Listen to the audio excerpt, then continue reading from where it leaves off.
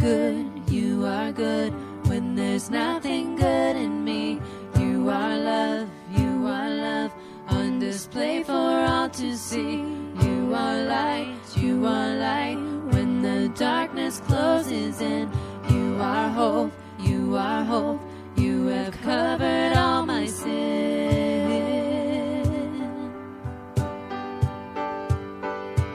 You are peace when my fear is crippling. You are true, even in my wandering. You are joy, you're the reason that I sing.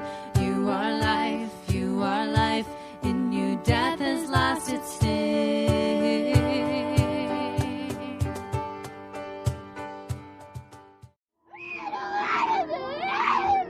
Mother's Day looks a lot different this year.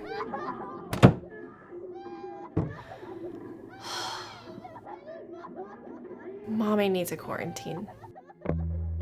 And our moms may be spending a lot of time with their kids right now. A lot. Like, so much time.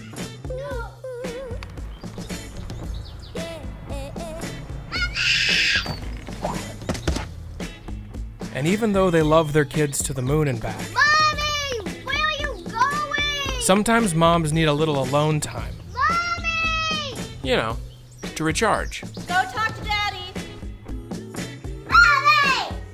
Where are you? Mommy! Are you in there?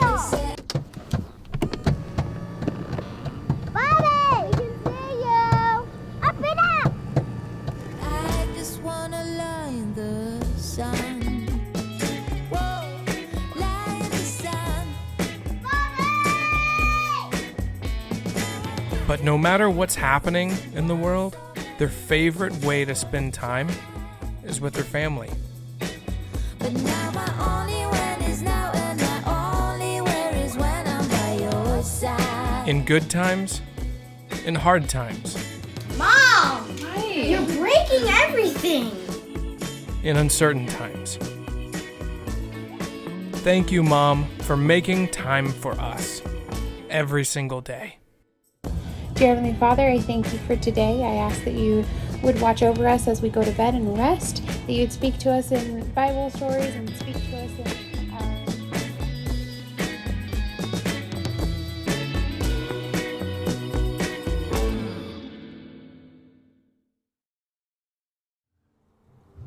Welcome to Devon Alliance Church. Thanks for joining us on Mother's Day 2020. This is going to be a different Mother's Day for all of us. We're not face to face. We can't hand you a small gift as a token of our love and appreciation for you, but we're glad you're here. Moms, dads, kids, everyone, we're glad you joined us, and we trust you're going to enjoy this time of worship together this morning. Join us as we turn to God's Word and listen for His voice, as we call out to Him in prayer, as we lift our praise to Him together. We're glad you're here. Welcome to Devon Alliance Church this morning. We are glad that you have joined us, and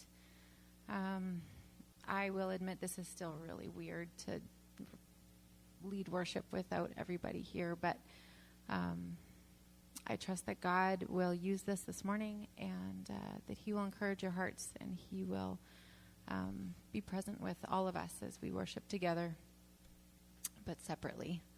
I just want to start off by reading Psalm 46. It says, God is our refuge and strength, an ever-present help in trouble. Therefore we will not fear, though the earth give way and the mountains fall into the heart of the sea, though its waters roar and foam and the mountains quake with their surging. There is a river whose streams make glad the city of God, the holy place where the Most High dwells. God is within her. She will not fall. God will help her at break of day. Nations are in uproar, kingdoms fall. He lifts his voice, the earth melts. The Lord Almighty is with us, and the God of Jacob is our fortress. Come and see the works of the Lord, the desolations he has brought on the earth. He makes wars cease to the ends of the earth. He breaks the bow and shatters the spear. He burns the shields with fire. Be still and know that I am God. I will be exalted among the nations. I will be exalted in the earth. The Lord Almighty is with us. The God of Jacob is our fortress.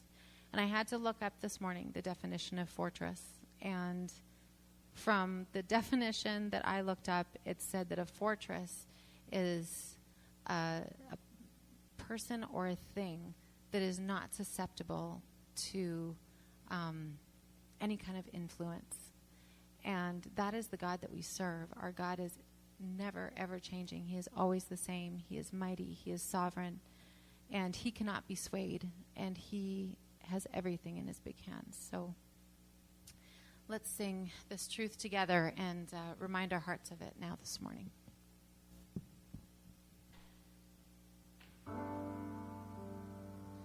And oh, I'm running to your arms. I'm running to your arms. The riches of your love will always be enough. Nothing compares to your embrace. Light of the world, forever reign. I'm running to your arms. I'm running to your arms. The riches of your love will always be enough. Nothing compares to your embrace. Light of the world, forever reign.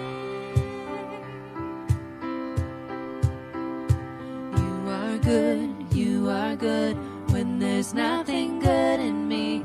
You are love on display for all to see. You are light when the darkness closes in. You are hope, you have covered all my sin.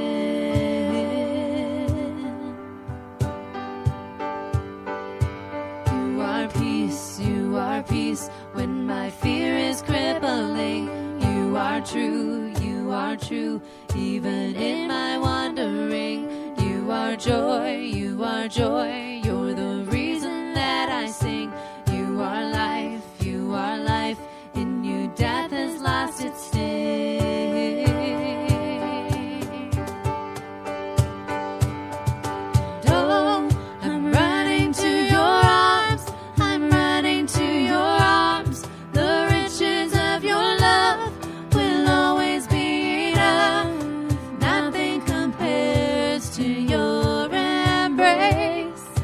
Light of the world, forever reign. You are more than my words will ever say. You are Lord, all creation will proclaim. You are here, in your presence I'm made whole. You are God, of all else I'm letting go.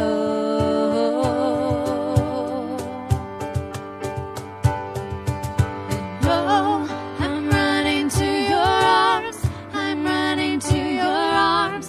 The riches of your love will always be enough. Nothing compares to your embrace.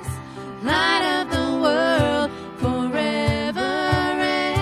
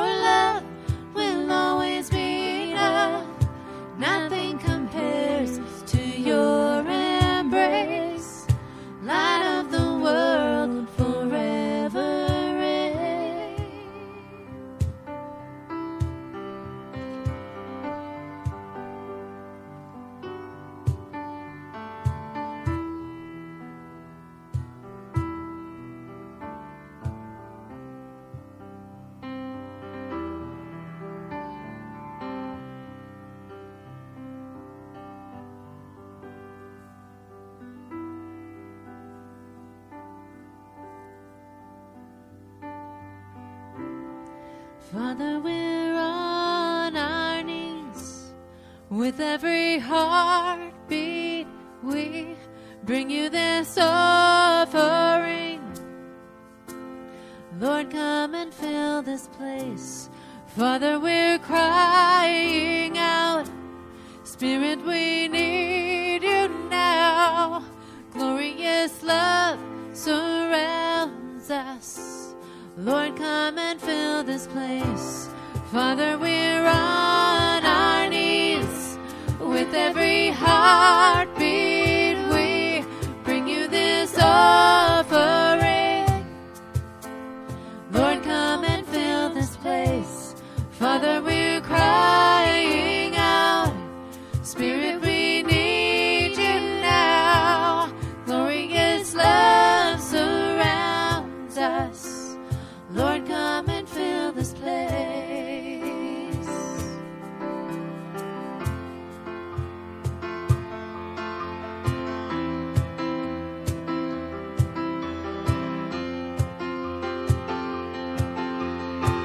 There is a light that burns in the darkness. There is a hope that washes the fear away. There is a peace that settles around us. It is your love that sets our hearts ablaze.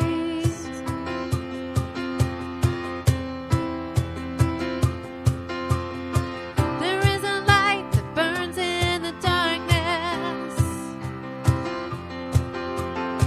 There is a hope that washes the fear away. There is a peace that settles around us. It is your love that sets our hearts ablaze.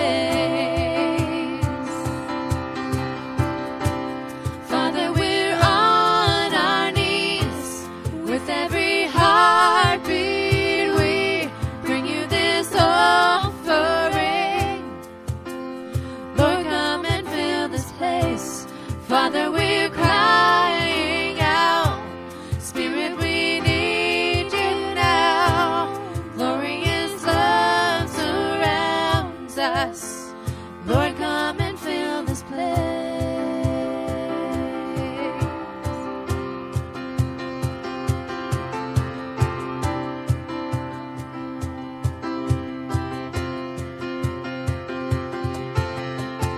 There is a king that reigns in victory.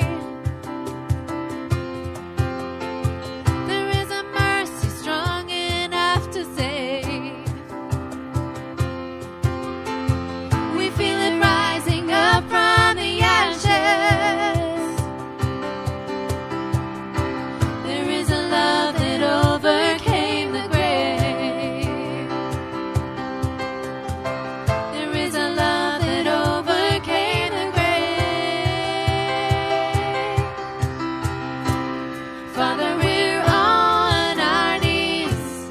With every heartbeat, we bring you this offering. Lord, come and fill this place. Father, we're crying out.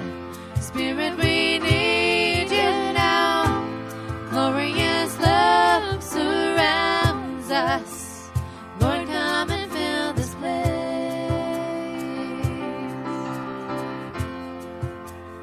Lord, come and fill this place.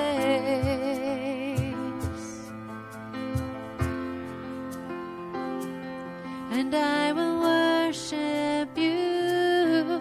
I'll worship you. I'll worship you always. And I will worship you.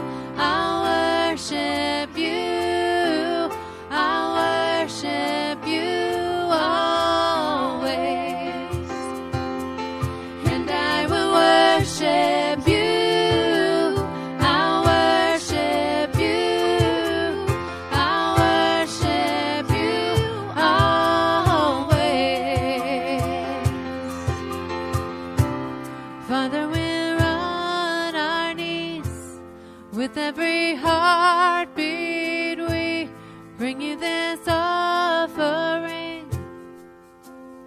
Lord, come and fill this place.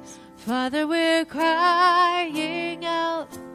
Spirit, we need you now. Glorious love surrounds us. Lord, come and fill this place. Lord, come and fill this place.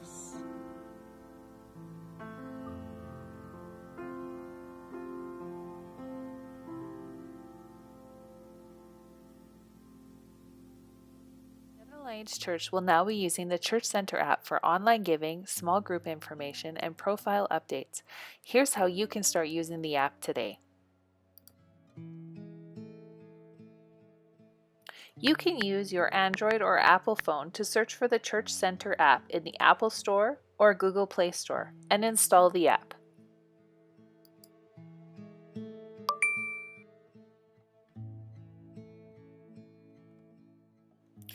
Use your location to locate churches in the area that use Church Center. Select Devon Alliance Church.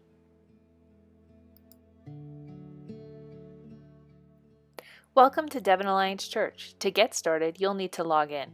You can do so by entering your mobile phone number, and the computer will send you a code to use to log in.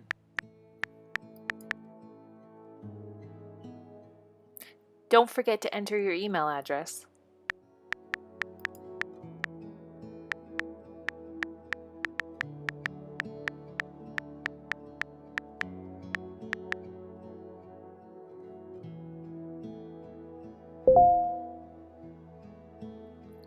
Once you have received your code by email or by text, you can enter it in the spot provided.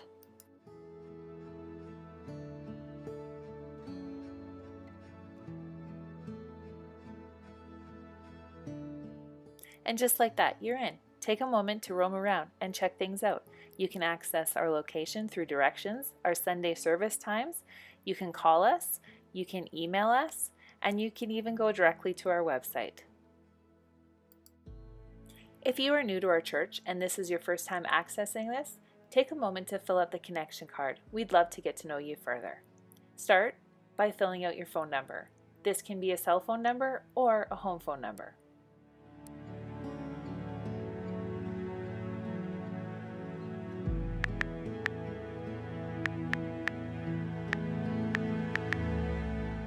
How can we pray for you? All of our prayer requests entered here go directly to our pastors, along with a team of individuals dedicated to serving others through prayer. You can be as descriptive or as vague as you want to. You can also choose to serve in different ministries within our church, or you can select that you want more information. The next part is just as important as the rest. See the profile image on the far right-hand side at the top? Take a moment and click on that. Now click on your name to edit your profile. The more details you give us, the better. The only people who can access this information are pastors and the leaders of our church. Birth dates are especially important. This helps with kids ministry and other areas within our church.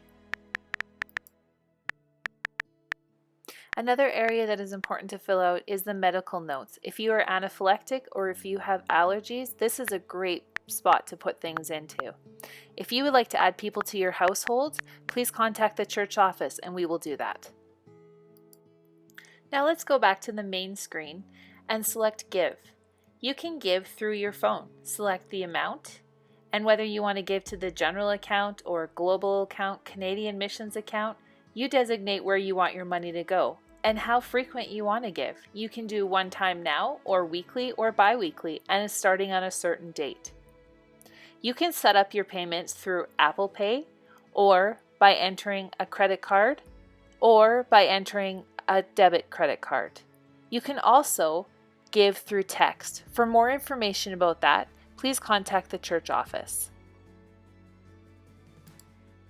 Perhaps you're interested in small groups. Select the groups and small groups and you can scroll through the groups that we have available.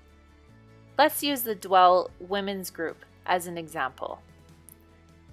I can scroll down and see upcoming events. This is interesting, so I will hit join. Now if I go back into the groups, you're going to see My Groups, and I'm part of the Dwell group. And if I select it, it shows all of the upcoming events that have pertaining to that group. That's the biggest part of our app right now. We hope that this is smooth and easy for you to enjoy. If you have any questions, please contact the church office.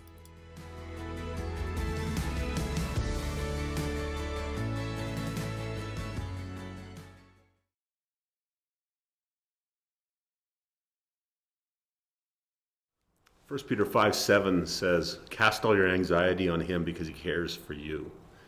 First half of that verse is very important, particularly during days of challenge like we currently live in. We need to remember that we can take every care, every worry, every anxious thought to him. But I want to draw your attention to the second half of that verse for just a moment. He cares for you.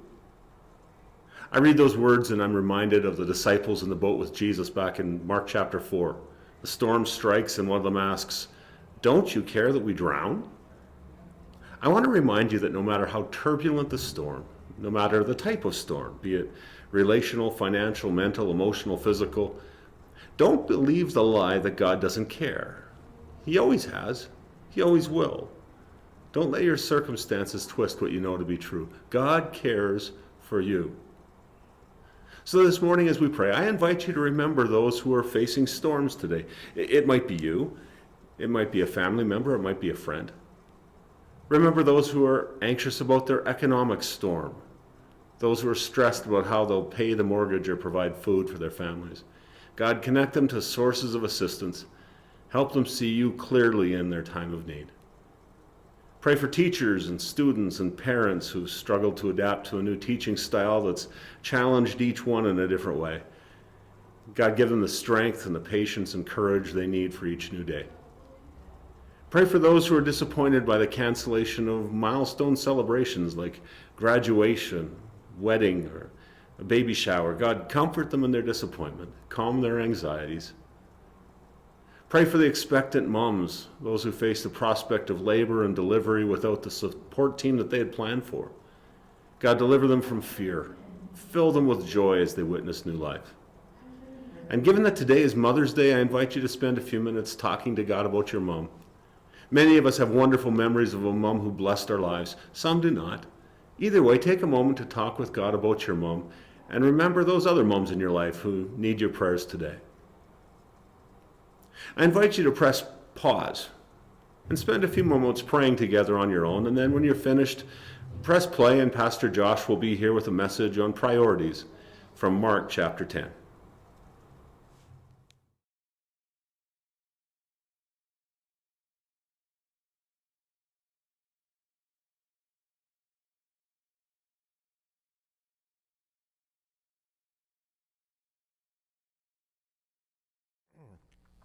Welcome back. I'm glad that you could join us as we continue in our series through the book of Mark. Last week, if you joined us, you'll know that Pastor Clayton talked through Mark chapter 10, verses 17 through 30, which is the story of a rich young ruler who came to Jesus asking how he could inherit eternal life. And in the story, we see that this rich young man was somebody who we would consider to be good. He was a man who lived by the golden rule of do unto others as they would have, or as you would have them do unto you. But he fell just short of total commitment to God because he was unwilling to relinquish the things that he valued most in his life to serve him. This story shows us that following Jesus requires us to submit everything, even the things that we value most, for him to use as he sees fit. This week, we're going to be moving on through the rest of the chapter to see what follows up. And again, if you reference back to last week, you'll see that once Jesus had completed his teaching, the disciples were very quick to point out that they had given up everything for him, their homes, their livelihoods, their families, to go out and follow him. In this story today, we're going to see that they had some pretty high expectations of what they would receive in return for their service. So again, if you've got a Bible with you, I invite you to open up to Mark chapter 10 with me, and we'll pick up the story where we left it off last week. In verse 32, we see that after teaching, Jesus pulls his disciples aside to have a private teaching time with them where he tells them the reasons that they are on their way to Jerusalem right now. He tells them outright that they are on their way there for him to be arrested, killed, and later for him to be raised from the dead. After this, in verse 35, we see that they've probably been on the road after this for a while. They've at least been on the road for long enough for the disciples to start splitting off into little groups of 2s and 3s to talk while they're walking along the road. And here we see that James and John, as they've been walking, they've sort of been just together and thinking and talking to one another and basically processing the things that Jesus has just taught until they get up the nerve to actually go and approach him, and then the following takes place.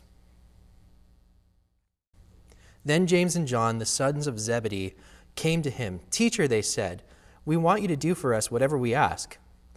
"What do you want me to do for you?" he asked. And they replied, "Let one of us sit at your right and the other at your left in glory."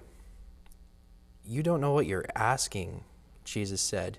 "Can you drink the cup I drink or be baptized with the baptism I am baptized with?"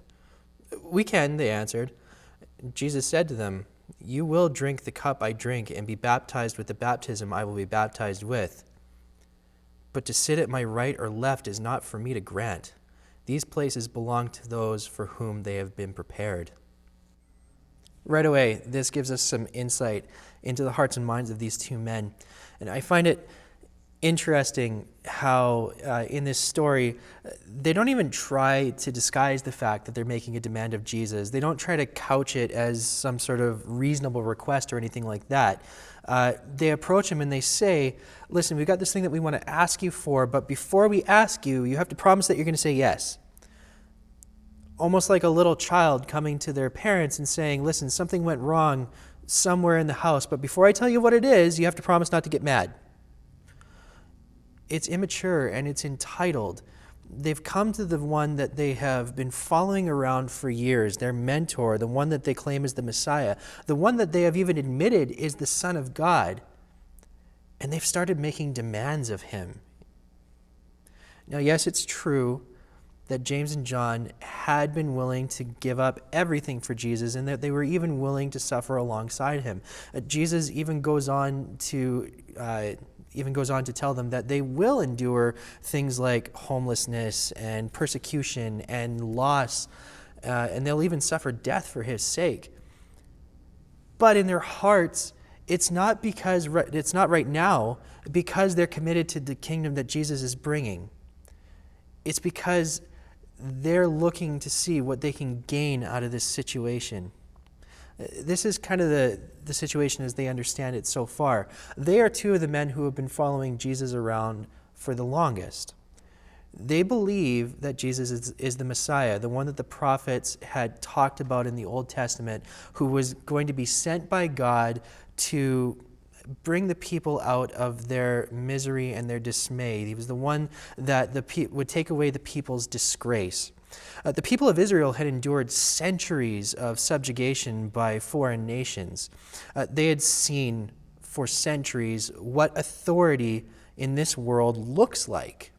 They believed that Jesus was on his way to Jerusalem to liberate the people from the Roman Empire and restore the kingdom of Israel with him as the new king. And then everything was going to change. They saw visions of victory and glory and all the things that go along with it. And so, in order to ensure their place in the new world order, James and John approach Jesus and ask if they can be sat at his right and his left. In their hearts, their commitment to giving up the things they value most is essentially, right now, an investment in their future. They will give their lives to God for now because they are expecting a glamorous return on investment.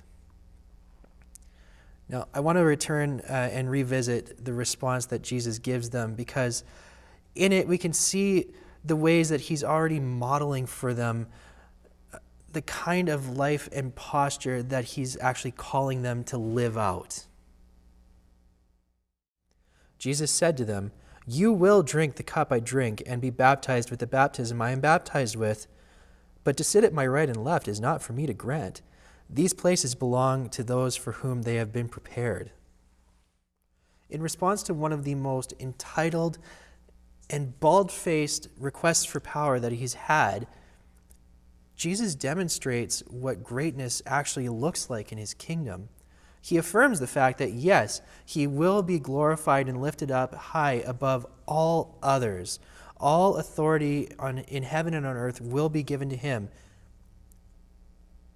But he still doesn't have the authority to grant the request that they're making of him. He's submitted that right to his Father. Last week, Pastor Clayton asked the question, what's in your box? Meaning, what are the things that you value most? What are the things that you hold dearest in this life? And are you willing to submit those things to God? Here, we see Jesus demonstrate surrendering beautifully in his answers to the disciples. He's the Son of God. He is God, and all authority and power are his by default. He could have rightfully given and taken whatever positions of power and authority in his kingdom that he wanted to. But instead, even though he and the Father are equal in eternity, in power, and in authority, the Son chooses to submit to the will of the Father in a divine demonstration of the life that he's calling us to. I make it a point to read and listen to authors and speakers who disagree with Christianity. And one of the things that often comes up, one of the points that continually gets brought up, is how ridiculous it is that God requires our submission or our devotion. It's absolutely ridiculous that God requires our eternal devotion. It's ridiculous because we're free Canadians. We should be able to do whatever it is that we should be able to think or believe or be committed to whatever it is that we want. We should be in control of our lives. What they fail to recognize and what they fail to bring up is that Jesus has never asked us to do anything that he already hasn't done himself. I'll say that again. Jesus has never asked us to do anything that he hasn't already done himself. It's not ridiculous for God to ask us to do these things for him because he's already done it himself. Philippians 2:6 says that even though he is God, he did not think of equality with God as something to cling to. James and John are getting a first-hand lesson in what leadership in God's kingdom looks like as Jesus tells them about the authority he has surrendered to his Father. Even in glory, the Son still points back to the Father. The passage goes on to say that when the 10 heard about this, they became indignant with James and John. Jesus called them together and said, "You know that those who are regarded as rulers of the Gentiles lord it over them, and their high officials exercise authority over them. Not so with you. Instead, whoever wants to become great among you must be your servant, and whoever wants to be first must be slave of all. For even the Son of Man did not come to be served, but to serve and to give his life as a ransom for many." Again, we get some insight into the priorities of the disciples in this passage. We get to see some of the reasons why they're following Jesus. Again, the passage says that the rest of the disciples were indignant when they heard James and John's request. And there could have been a lot of reasons for why they were indignant. For instance, they may have been upset by the insensitivity of the question. I mean, after all, not long ago, Jesus had just finished explaining to all of them that he was on his way to be crucified as a sacrifice for everyone. The least James and John could do right now is not ask Jesus for favors when he's on his way to be killed. That seems really insensitive. Another reason they could have been upset is because this request completely misses the point of all of Jesus' teaching. They had all been present for his entire ministry. They were at the Sermon on the Mount. They know what the values of God's kingdom are. And this request completely misses the point of that. But those aren't the reasons that the disciples are upset. And actually, Jesus' response to them gives us a lot of insight into why they were actually upset. You see, Jesus doesn't take them aside and say, listen, I set them straight. Jesus takes them aside and actually goes and explains the values of his kingdom, meaning that by extension, the disciples weren't upset for any of those reasons. They were upset because James and John might have just edged them out of some position that they could have gotten. They got to Jesus first. I'm mad at you right now because you may have just taken my opportunity away from me. That's where their hearts are. The disciples' motivations, their priorities are deeply, deeply rooted in the values of the world that they see around them. They know what power and authority look like. They've seen it their entire lives. And given an opportunity maybe to be in on something, they want what it is that they've seen. So Jesus explains to them, yes, I understand and I appreciate that you have given up everything to follow me. I acknowledge the fact that you've given up everything to follow me, but you need to be honest about why you're following me. You want in on my kingdom. I get it. Everybody should want in on my kingdom. You want to be great in my kingdom. Okay. Here's what it takes to be great in my kingdom. Jesus, I am the greatest in my kingdom. I am the king of my kingdom. And I, as the greatest in my kingdom, I came to you to offer myself as a sacrifice for you. I came as a servant, as a slave. It's not going to look like any other kingdom that you've ever experienced before. My kingdom is entirely different than the empire that you see around you right now. You're not going to be feared and served like the powerful people that you see now. You are not going to be revered and obeyed. You're not going to be celebrated. If you're going to be first, if you're going to be somebody who is great in my kingdom, then you need to reevaluate which kingdom it is that you actually want to advance in. You need to reevaluate why it is you're following me. In that moment, Jesus lays a challenge down for his followers to be honest about where their priorities lie. And through this passage, he continues to put that challenge in front of us today. Where do your priorities lie? What are you hoping to gain from following Jesus?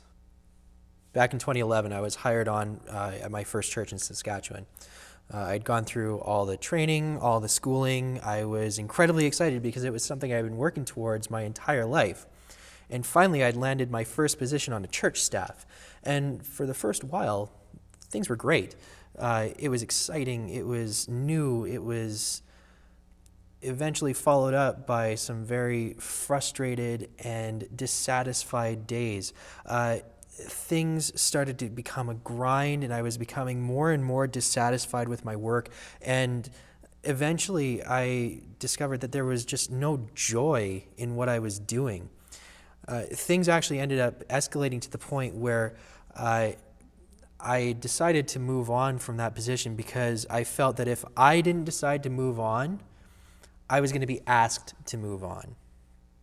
And so I left. And I'll be honest, for the first long while, I was very angry about what happened there. I felt that I had been mistreated. I felt that my family had been mistreated. There was a lot of stuff that I was incredibly angry about. But over time, I got opportunities to talk to people who I respected and trust about my time there. And as we talked and as I got honest about my time there, something came to my attention that I couldn't ignore anymore.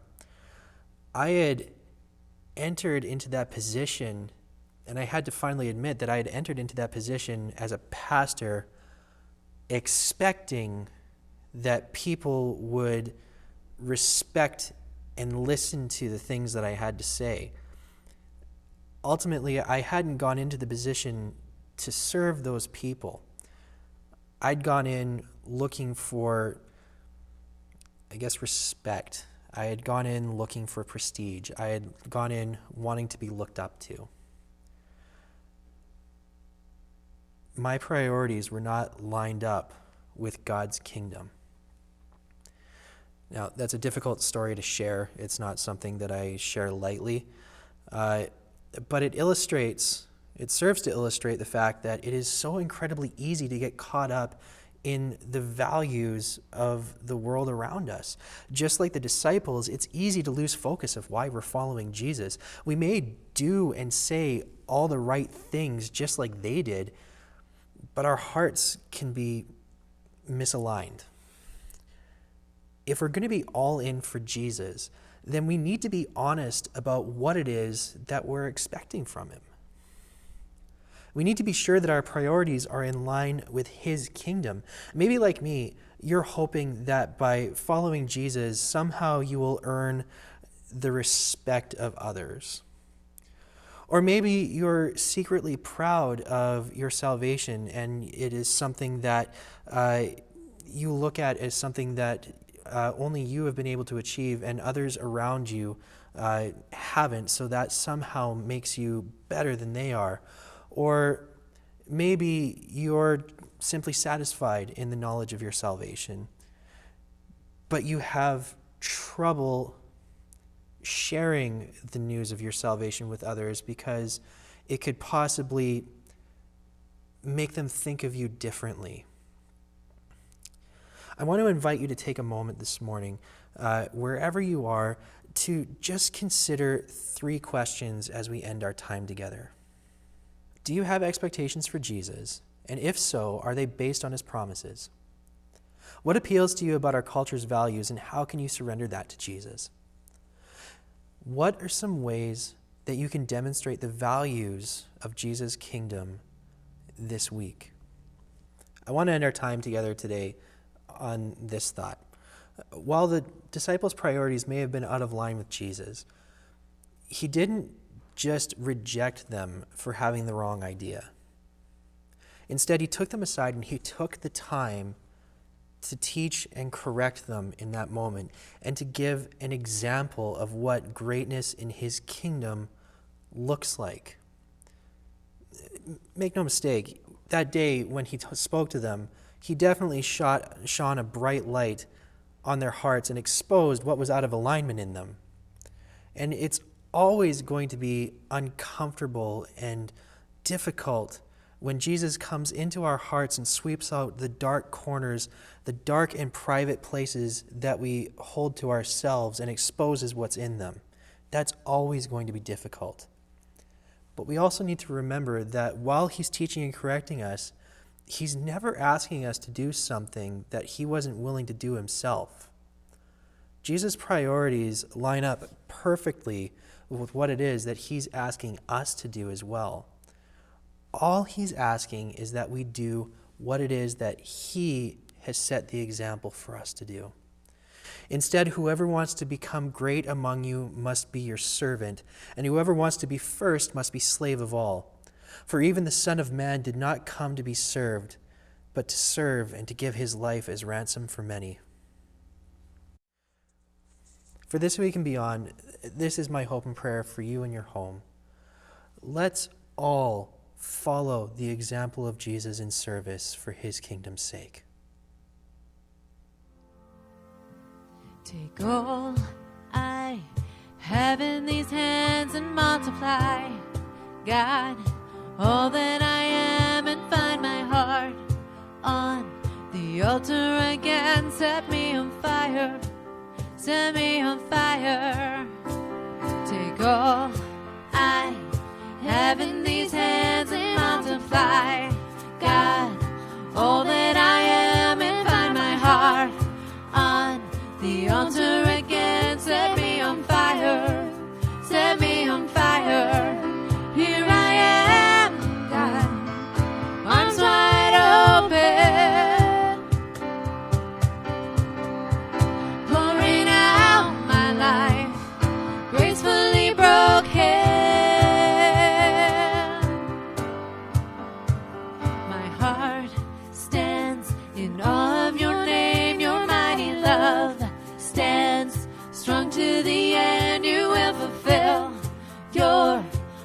best for me. You won't forsake me.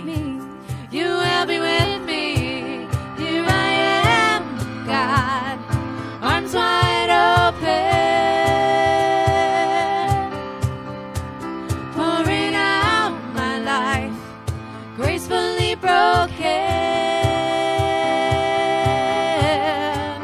Here I am, God, arms wide open, pouring out my life, gracefully broken.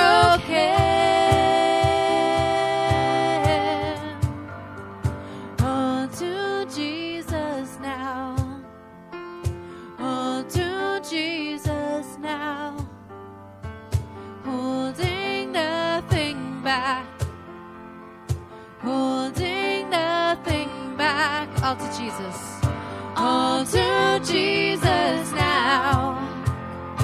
All to Jesus now. Holding nothing back.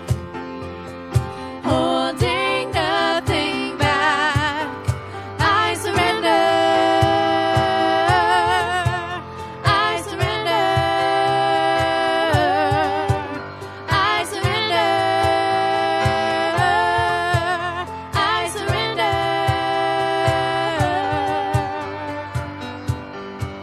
Here I am, God, arms wide open, pouring out my life, gracefully broken. Here I am, God, arms wide open, pouring out my life, gracefully broken. Take all I have in these hands and multiply, God, all that I am, and find my heart on the altar again. Set me on fire, set me on fire. Take all I have in these hands and multiply, God, all that I am, and find my heart on the altar again. Set me on fire, set me on fire. Thanks, Pastor Josh, for the challenge this morning. 3 great questions to think about. Do you have expectations for Jesus? If so, are they based on his promises? What appeals to you about culture's values and how you can surrender that to Jesus? And what are some of the ways you can demonstrate the values of Jesus' kingdom this week? I invite you to spend some time reflecting on those questions. Talk to those you're close to, those you trust, those who know you well. And then have a great week walking with God. We look forward to seeing you next Sunday. God bless. Take all I have in these hands and multiply, God, all that I am, and find my heart on the altar again. Set me on fire, set me on fire. Take all I have in these hands and multiply, God, all that I am, and find my heart on the altar